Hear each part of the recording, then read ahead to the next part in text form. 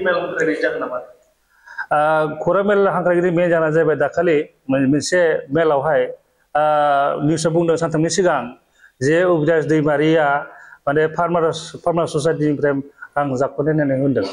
नोंथाङा सोरनिफ्राय तथ्य लानानै आंखौ जाख'नाय होननानै बुंदों बिनि फोरमान नोंथाङा आंनो होनांगौ। 2 नम्बर खौरां बुंदों सरकार फैब्ला अबिनाशखौ नायगोन होननानै बुंदों। आङो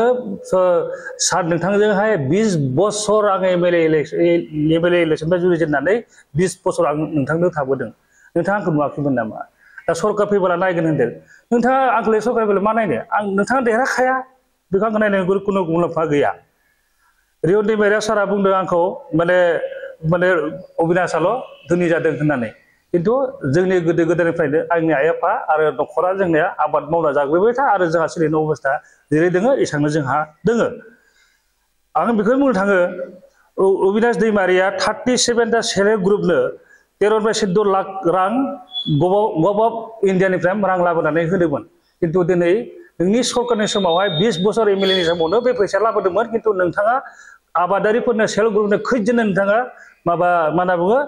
रांनि अनसुंथाइ होनो हादों। नोंथाङा आंनो बेखौ फोरमान हो। किन्तु थेवब्लाबो आङो पावाराव गैयाबाबो सासे आबादारिबाबो गभर्नमेन्टनि आंनि मावनाय एक्टिभिटिसखौ नुनानै गभर्नमेन्टआ फोथायनानै आं सेल्फ ग्रुपनो 13.14 लाखनि गेजेराव आं होनो हादों। आरो बिथांमोननिखौ नोंथाङा सोंनांगौबा आं नोंथांमोननो खिथिनो हागोन। आरो बुंबावदों जे Abinash Daimaria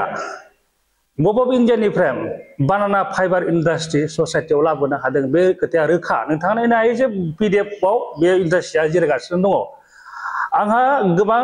farmers awareness best of the फार्मार्सनि आंहा एवारनेस मोननाय आंहा दङ। किन्तु नोंथाङा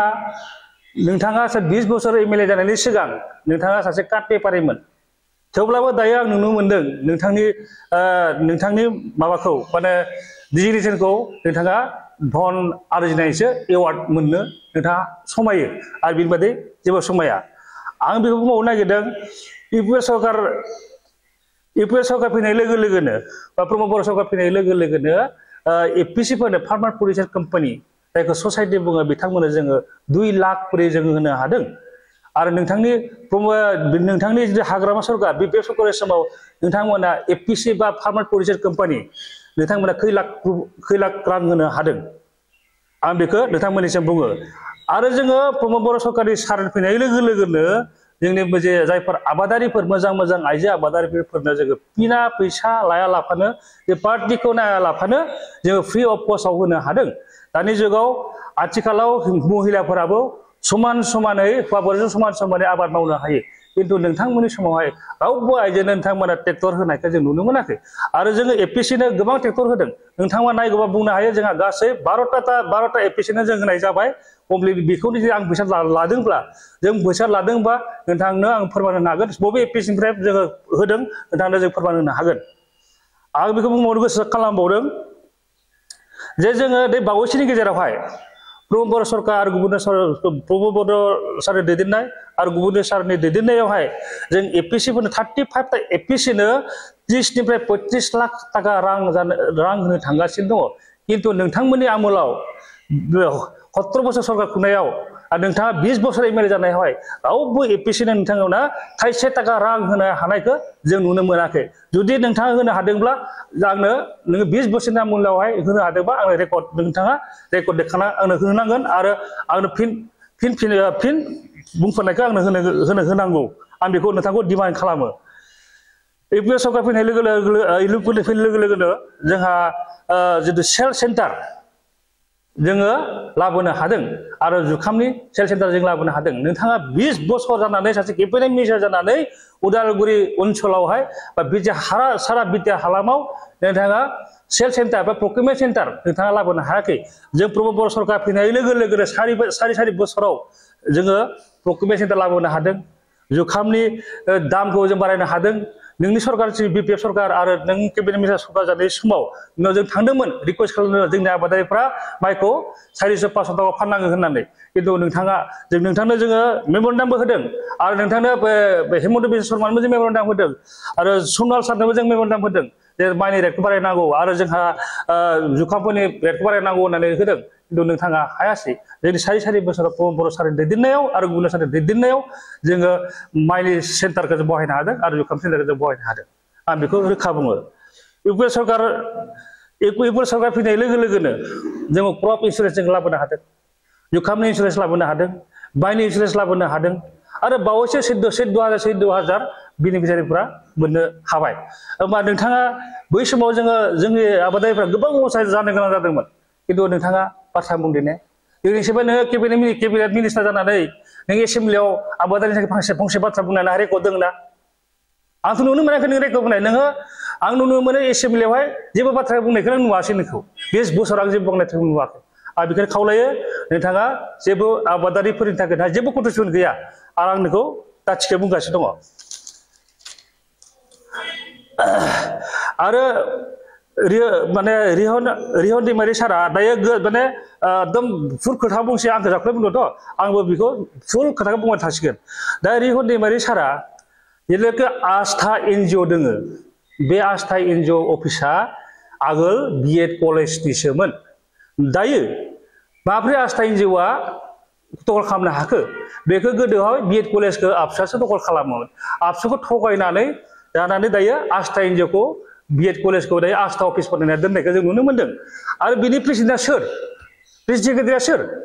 प्रेसिडेन्टआ दङमोन आवगायहाय जोंनि बे माबा राजिब बसुमतारी बिथाङा दायो बोरैगाव हायार सेकेन्डारिनि प्रिन्सिपाल जानानै दङ बिथाङा जेबो मिथिया आं सोंदों नोंनि आस्था एनजिअआ माबायदि जाना दङ आं जेबो मिथिया होननानै बिथाङा बुंदों दा नै नुमारबाय जे आस्था एनजिअनि गासै थाखा फैसा लुथिनाया रिहन सारानो होननानै देखा रायजोफ्रा मिथिखागौ आस्था एनजिअआ सोर बिनि सोर होननाय रिहन होननासो बुंखायो बयबो आरो मोनसे नुबावदों इउएन पार्कखौ 1,25 लाखसोआव एनरेगाजों मावफुंनाय जादोंमोन खिन्थु बे इउएन पार्कखौ दिनै सारा गावनि खालामना लादों बेखौ जुदि गावनि फैसाजों बानायनायबा आलादा खोथामोन खिन्थु गभर्नमेन्टनि फैसाजों बिथाङा इउएन पार्कखौ बिजनेस खालामदों जोंनि इउएन फादार अफ बड' इउएन ब्रह्मखौ बिथाङा बिजनेस पलिसियाव लांदों आरो बेखौ बिजनेस खालामदों जोंनि बड' पार्कखौ हायोब्ला बे इउएन पार्कखौ दाम दाननानै रिहन दैमारि पार्क होनायासो मोजां जागोन आं बेखायनो बिटिआर सरकारखौ खावलायो अति हुनकाले बे इउएन पार्कखौ जाहाथे बड'फाया बिजनेसाव लांजाया जाथों बड'फानि नाम लानानै बिजनेस दा खालामथों आं बेखौनो खावलायदों जे इउएन पार्कखौ अति हुनकाले बेखौ दाननानै गभर्नमेन्टनि मोनसे पार्क बनायनांगौ होननानै आङो बिटिआर सरकारखौ आं खावलायो आरो नुनो मोन्दों धनसिरि रिजर्टखौ कौटि थाखा खरस खालामनानै गभर्नमेन्टनि फैसाजों बानायफुंनाय जादोंमोन खिन्थु रिहन दैमारिया धनसिरि रिजर्टखौ 100 बोसोरनि लिजाव लादों बेखौनो आं खावलायो बा जाखुलिया सोरनि फैसाजों दिनै धनसिरि रिजर्टखौ लुदों रिहन सारा गावनि पकेटजों बानायफुंनाय नामा बेखौ बे गभर्नमेन्टनि फैसा जोंनि आसाम गभर्नमेन्टनि बिटिआर गभर्नमेन्टनि फैसाजोंसो बानायफुंनाय जादोंमोन दिनै रिहन सारा दिनै बे धनसिरि रिजर्टखौ बोरैगुन्दाव थानाय धनसिरि रिजर्टखौ गावनो जब्द खालामना लादों आं बेखौनो आरो खावलायो जोंनि बिटिआर सरकारखौ बे धनसिरि रिजर्टखौ हायोब्ला अति हुनकाले गभर्नमेन्टनि आखायाव लांफिननांगौ होननानै आं दाबि खालामो आरो आं बनायबावदों जे उदालगुरियावहाय बड'लेण्ड हेरिटेज एग्र' टुरिजम बनायदों खिन्थु आंनि फैसा आं बनायदों आं रावनि सरकारनि फैसा आं बनायाखै सों नोंथांमोना सोरबाफोर जुदि आं सरकारनिफ्राय हेल्प लादों नामा खिन्थु आंनि बनायनाय कारन दङ रायजोफोर बेवहाय बड'लेण्ड हेरिटेज एग्र' टुरिजमावहाय जोंहा खेथि बाथि जोङो मावफुंनाय जायो जों माल्टा गायदों थाइजौ गायदों खान्थाल गायदों अनेक जों गायदों नोंनि धनसिरि रिजर्टआव मा दं नोंनि धनसिरि रिजर्टआव आरो माने दुखान दङ आरो थाग्राल' दङ बेनि बायदि जेबो गैया आरो बे जोंहा नोंनिफ्राय मोनसेबो एगजामपोल ओंखारनायखौ जों नुनो मोना आं बुंबावो उदालगुरि डिस्ट्रिक्टआव उदालगुरि टाउनावहाय रिहन सारा बिगा हा बायनाय दङ उदालगुरियाव बुंनो थाङोब्ला सबसे लेन्डलर्ड बुंनो थाङोब्ला रिहन सार दैमारियानो जागोन आरो बिथाङा माहा बेसेबां थाखा मोनखो बे जाख्ल'आबा बे मानि थाखा मोनखो सासे मिनिस्टारा खमसे खम हमना लाबाय दरमाहाया 1 लाख थाखा 1 लाख 12 लाख आरो बिनि जानाय लोंनाय स्टेन्डार्डआ माहा थांखो आं नुनो मोन्दों जाख्ल'नाय होनोब्ला गावसो गोलैदों होननानै सानना लायो आरो बुंनो थाङोब्ला सासे बिगा हा बायनानै बे माने हस्पिटाल बनायाखै ससियेल वर्क माने खालामाखै दिनै बनायदों बियो आदम रेस्टुरेन्ट बनायदों जेनेबा बिजि बेंकनो लन होदों बेंकनो भारा होदों आं बिदिसो नुदों माने गावनि थाखा आरजिनायनि बादै आं जेबो नुनो मोनाखै आरो बुंनो थाङोब्ला उदालगुरि डिस्ट्रिक्टआवनो माने बागाना बेहा 500 बिगानिफ्राय 1000 बिगानि गेजेराव निस्सय जानांगौ होमबाला बेबो फरेस्ट लेन्डआवबाव होमबा बिनिसो धनिया सोर जागोन आंब्ला बे माब्रै थाखा एसे थाखा मोनखो आंखौ बे बुंदों फार्मासिनि रां जाख'दों होननानै आं सासे फार्मासिनि थाखा जाख'बा मानसिना आं सासे आबादारिसो आं सासे गादा गुदा आबादारिसो आंहा जेबो खमि गैया इसोरा जोंनो होदों आबाद मावनाय जा होननानै जों बेखौ लुबैखादों आं सासे बिजनेस चेयारमेनबो नङा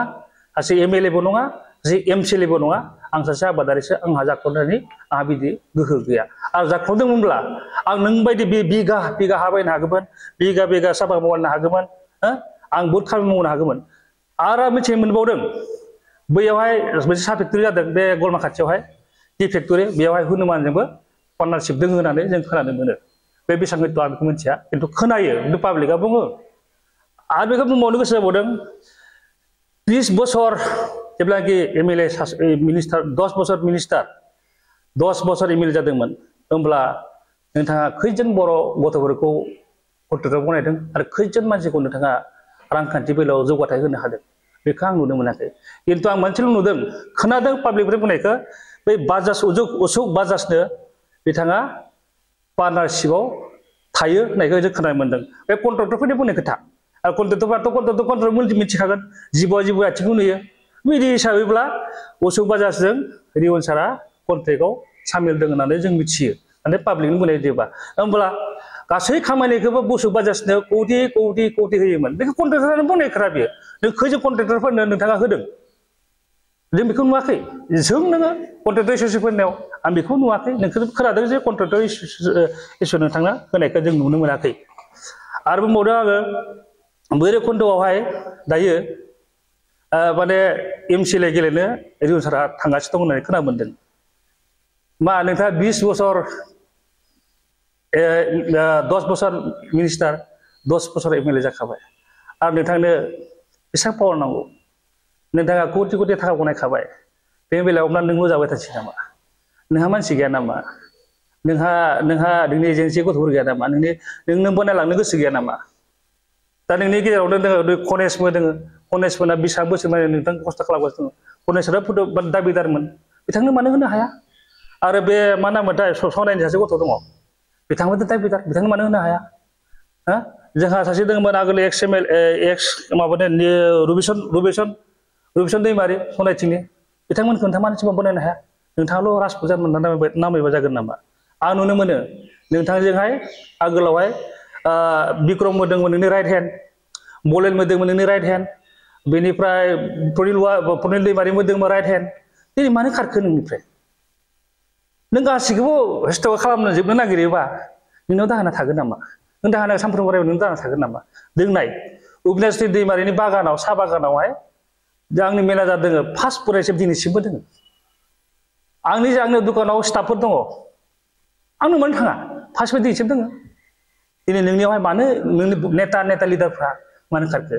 मिथिगौ नोंनि केरेक्टारा मोजां नङा नोंजोंहाय रावबो गैला आं नुनायावहाय नों रावबो गैला अबिनाश दैमारियाव नों 20 बोसोर दङमोन जेब्लाखि जों उदालगुरियाव क्रिसि मेला फाथिदोंमोन होमब्ला सार नोंथाङा जोंनो 9,000 थाखा हरदों जायनि जाहोनाव जोङो 5 लाख थाखा जोंहा थांदों आरो नोंखौ चिफ गेस्ट जों होदोंमोन नोंनि कनसेन्ट लादोंमोन खिन्थु नोंथाङा क्रिसि मेला जों फाथिदों फार्स्ट उदालगुरि क्रिसि मेला फाथिदों अबिनाश दैमारिमोननि ससाइटिनि फाथिदोंमोन खिन्थु नोंथाङा बेयाव फैयाखै जों दुखु मोनदों नोंथांखौ आं बुंनो थांबावो नोंथाङा 20 बोसोर आमोलाव नोङो बहुद माने खामानि मावदों होननानै नोंथाङा बुंदों खिन्थु गोबिन्द सारनि खामानि मावनाया 4 बोसोरल' जादों होमबा नोंनि 20 बोसोरनि खामानि मावनाय आरो गोबिन्द सारनि 4 बोसोरनि खामानि मावनाया गोबां डिफारेन्स दं नांगौबा आं प्रुफ होगोन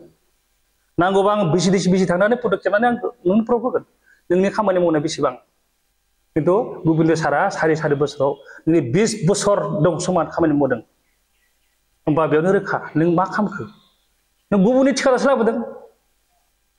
नों गुबुननि थिखा लाबोजोबदों नोङो उदालगुरि डिस्ट्रिक्ट उदालगुरियाव नों रावबो मानसियानो जोंनि बर' गथ'फोरनो हारसा गथ'फोरनो गुबुन जातिफोर नोंथाङा रावबो कन्ट्रेक्टआव जों होनायखौ नुवाखै आरो आं मोनसे खोथा बुंबावगोन नोंथांखौ सार नोंथाङा सासे PHC मिनिस्टार जानानै खैथा नों उदालगुरि डिस्ट्रिक्टआव दै लोंनो हाखो टाउनावनो मोननै जायगा दं टाउनाव बे थावदि बुखियाव मोनसे दङ मोनसे एकदम माबायाव दङ बे हाजिदिखियाव दङ नोंथाङा बेयावबो दै लोंनो हायाखै नों साक्सेस नङा नोङो नोंनि मानो बे कारापसन थाखाय साक्सेस जायासै जोंनि बिटिआरनि जिथु PHC नि खामानि मावदों गासिबो दै लोंजोबो रायजोखौ आं बेखौनो बुङो आरो भैरबकुन्द'आव मावनायफ्रा मोनसे साक्सेस गैया भैरबकुन्द'आव सोर मावनाय नोंनि जाथि खस्थ' मावदों आं बुंला नामखौ बे थावदि बुखिनिया बे PHC कनसेप्ट सोर मावनाय आं बुंनांगौ नामा नोंनि जाथिखौनो मावदों नोंनि न'खरनि मानसियाल'सो खामानि थिखा मोनोमोन रावबो मोना गासिबो कन्ट्रेक्टआव बुंनो हागोन आरो आं बेखौनो बारा बुंला आरो जोंहा प्रमद बर' आरो हाग्रामा सारनि डिफारेन्स बहुद दं 17 बोसोर हाग्रामा सारा सभा खुंबाय दिनै बड'फा सुपार 50 मिशन होननानै जोंनि प्रमद बर'आ मिशन दिहुनदों मिशन भिजन दङ सारहा खिन्थु हाग्रामा साराबो जुदि 17 बोसोराव बिदि सुपार 50 जुदि बरनायना होनायमोनबा सासे आइएस कचिं बा APSC कचिं बा डक्टर इन्जिनियारिं कचिं होनायमोनब्ला जोंनि BTC आवहाय 17 बोसोराव बहुत अफिसार ओंखारोमोन IAS officer IPS officer SS officer doctor engineering ओंखारोमोन खिन्थु सारि बोसोराव थांनायनि जितु APSC रिजाल्टआवहाय बर'फ्रा 50 जन सासे APSC आव एप्लाइ खालामनो हादों साख्रि मोनदों आरो बिनि सिगाङावहाय डक्टर मोनदों जों 47 जों डक्टर होनो हादों प्रमद बर' सरकारि समावहाय दा बेखौ बुंदों जे सासे IPS नि कचिंखौ लानो थाङोबा सासे मानसिया 3 लाख थाखा नांगौ बा सासे दुखिया दरिद्र हागौमोन नामा दा दुखिया दरिद्रफ्रा फ्रि अफ कस्टआव जोंनि कचिं लानो हादों नंगौ दुखिया मानसिफोरा बहुत माने टेलेन्ट दङ खिन्थु रांनि अभाबाव बिथांमोना फरायनो हाया बेखौ जों नुनो मोनदों जे प्रमद बर' आरो हाग्रामा सारनि डिफारेन्स बहुत दङ आरो आं मिथिगौ जे माने नेक्स्ट बाराव माने माबाया BPF सरकारा फैनाया मिसाखा आरो रिहनाथ' आरो जुदि भैरबकुन्द समस्थियाव गेलेयोबा बे जेननाया 100% खाथां आरो रिहन सारनि दैदेननायावबो रिहन सारनि देरहाहोनायाव अबिनाश दैमारिबो गोख्रों गोहोम दंमोन खिन्थु दिनै नोंनो आं बादजुग्ध होनना बुङो बादजुग्ध जाबाय आरो मोनसे खोथा मावदों मिलन नेवारा मोनसे मेथाइ गायदोंमोन अखा फ्रि सिरिगोन होननाय खिन्थु दायो अखाया अबिनाश दैमारि आरो रिहन दैमारिनि गेजेरावहाय अखा फ्रि सिरिला अखा जाम जामसो सिरिसिगोन आं बेखौनो बुंदों जे नोंथाङा बुंबावो नोंथाङा जेब्लाखि निउस लादोंमोन आंखौ जेब्ला नों 100 जनसो होनना बुङो अबिनाश दैमारिया जेब्लानोखि माबायाव थाङो VCDC वाइसआव प्राइमारि वाइसआव जुदि हाबोबा 500 दिनै खम जाया आरो जोंहा भैरबकुन्द ब्लकआव 10टा APSC दङ आरो 10टा APSCब्ला मोनसे APSC आव 500 जन जायो 500 into 4 बेसेबां जागोन मोनसे VCDC आव 2000 10 जागोन 20,000 होमबा जोंहा देरहानाय अंकआ जाखाबाय आं मोनसे चेलेन्ज खालामबावो नोंथाङा नलबारि फिल्डआव ला अबिनाश दैमारिया 20,000 नोंबो 20,000 नों हायो ना हाया नायनो अबिनाश दैमारिया खिन्थु बे थाखा फैसा गैया आरो मानसिनि गारि भारा हरनोबो थाखा गैया थेवब्लाबो आं फन खालामनाय लोगो 20,000 गेदेर जागोन आं मिथिगौ नोंनियाव खमसे खम 3,000 बा 4,000 मानसि गेदेर जानो हागौ होमबा नोंथाङा लाजिथावनाय बहुत बाथ्रा जागोन सार आं नोंखौ दिनै चेलेन्ज होदों मबाइलानो मुवा जाबाय आरो आं जिथु बुंफोरदों बेसेबां सम्पति आरजिनाया नोङो आंनो खेंस्ला माने आङो बुंफाफिननांगोन आंनो जबाब होफिननांगोन नोंथाङा आरो जबाब जुदि होआबा सानना लाबाय रिहन दैमारिया कारापसन ना अबिनाश दैमारिया कारापसन आं बेसेबांखिनि बुंनानै जिरायबाय गोजोन्थों